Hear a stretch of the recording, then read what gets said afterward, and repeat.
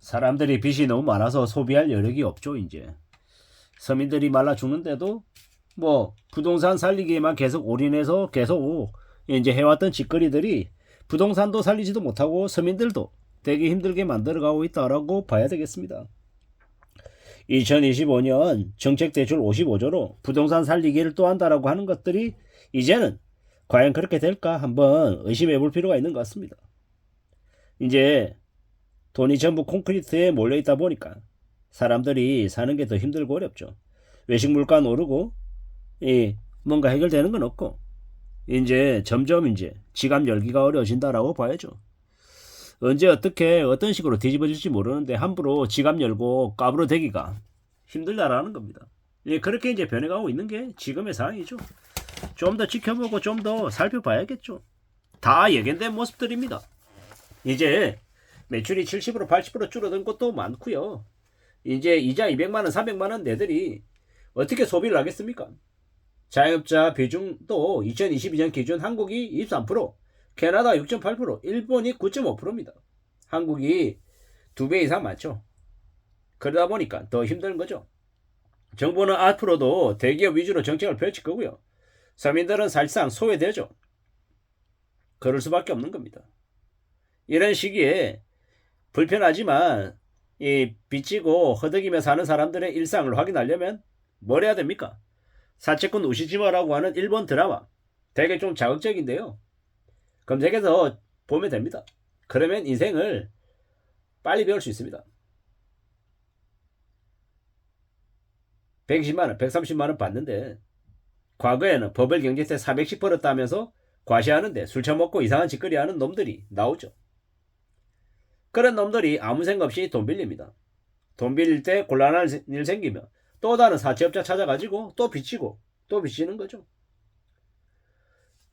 이 돈으로 젊고 매력적인 여성들을 파티에 불러서 되게 자신이 대단한 존재인 것처럼 까불어대면서 다른 사람들에게 또 돈을 요구합니다. 자기처럼 성공하고 싶다라고 하면 돈을 가져오라고. 그러면 아주 괜찮은 비법들을 알려준다고 얘기합니다. 이제 일상이 지루하고 답답하니까 인터넷 비즈니스로 큰 돈을 벌겠다고 얘기합니다.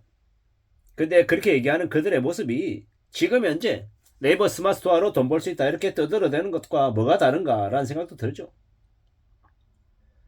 나이 든 사람들은 세상이 그렇게 호락호락하지 않다는 걸 아는데 젊은 놈들은요 시궁창 같은 현실을 벗어나고 싶어서 돈 써서 한방에 인생을 역전하고 싶어 합니다. 카페 블로그하고 인스타그램하고 성공수기 올리고 비싼 호텔에서 2만원짜리 커피 마시면서 성공한 사람 부자라는 느낌을 스스로 가지라고 얘기합니다. 그리고 반드시 성공해라. 부자가 되라. 그렇게 말을 하는데 실제로는요 겁먹던 이 호황된 인간들만 가득한 것 같죠. 목숨 걸고 하라고. 한번 잘못 내디르면 인생 끝장이고 좀 더 움직이면 목숨 걸고 하면 비상할 수 있다. 부자가 될 수 있다. 되게 잘난 인생을 살 수 있다라고 얘기합니다. 그래서 목숨 걸라고 얘기하는데 경쟁하라고 얘기하는데 그게 뭡니까 이거? 이 다단계 성공팔이죠. 이런 짓거리들이 사채꾼 우시지마 영화에서만 나오는 게 아니라 현실 세계에서도 똑같이 벌어지다라는 겁니다.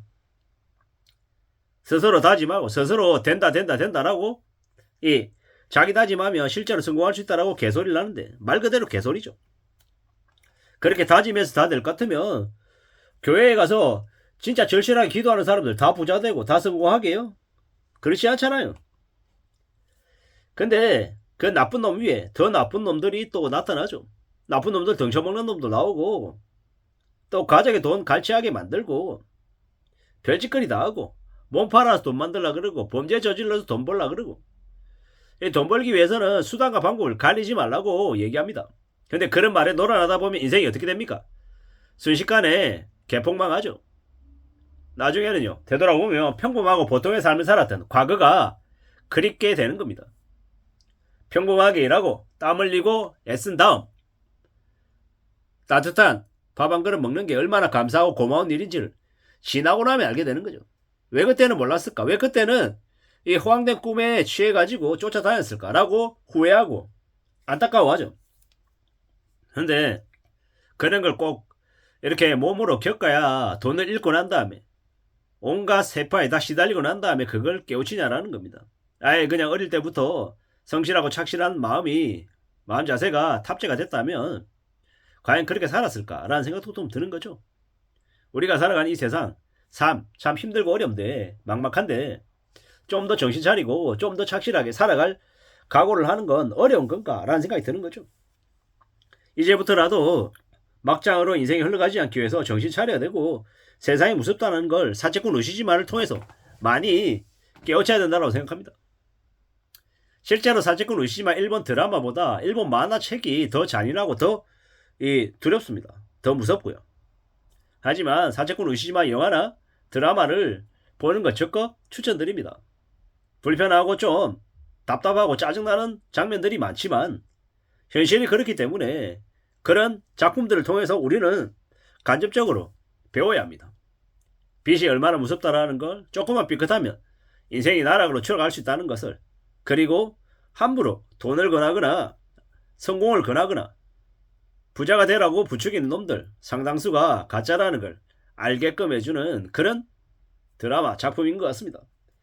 빚을 갚으면 안 된다, 빚은 갚는 게 아니다, 레버리지 정해가지고 쉽게 부자가 될 수 있다라고 떠들어대는 놈들, 그런 쓰레기 같은 놈들을 다 멀리해야 됩니다.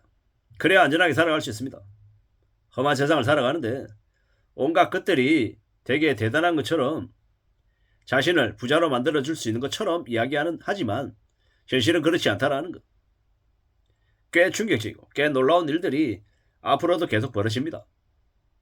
엊그젠가요? 1살짜리 어린애를 매장시켜서 죽여버리는 부부들의 이야기도 나오더라고요. 자식이 부모를 죽이고 부모가 자식을 죽이는 일들은 너무 흔하게 나오고요. 이게 뭔가 싶을 정도로 참 무서운 일들이 계속 벌어지는 것 같습니다. 이런 시대에 우리가 살고 있기 때문에 우리는 삶을 좀 더 조심하고 대비하고 두려워하며 살아야 될 것 같습니다. 지루하고 뻔한 직장생활이다, 이렇게 생각하면 안 된다는 겁니다. 회사가 무난하고 내가 월급을 받을 수 있으면 정말 감사한 거다라고 생각하며 지내야 될 것 같습니다. 반드시 성공한다, 부자가 되겠다, 이런 가오 같은 생각하지 마십시오. 부자 아무나 될 수 없습니다. 아무나 성공할 수 없습니다. 대부분의 사람들은 지역이 평범하고 지루한 삶을 쭉 이어서 삽니다. 그게 현실입니다. 그렇게 생각하고 그렇게 마음먹고 지내야 됩니다. 그리고 목숨 걸지 말고요. 목숨 하나밖에 없는데 목숨 잘못 걸었다가 일이 틀어지면요, 목숨 잃습니다. 함부로 올인하는 말에 너는 하지 마시고 적당히 자신의 힘을 배분해서 미래를 위해서 플랜 B, 플랜 C, 플랜 D 만들어 놓고 살아가는 그런 삶의 모습들이 더욱더 필요하다고 말씀드립니다. 안전하게 항상 대안을 마련해 놓고 사는 사람들이 되었으면 좋겠습니다. 이상입니다.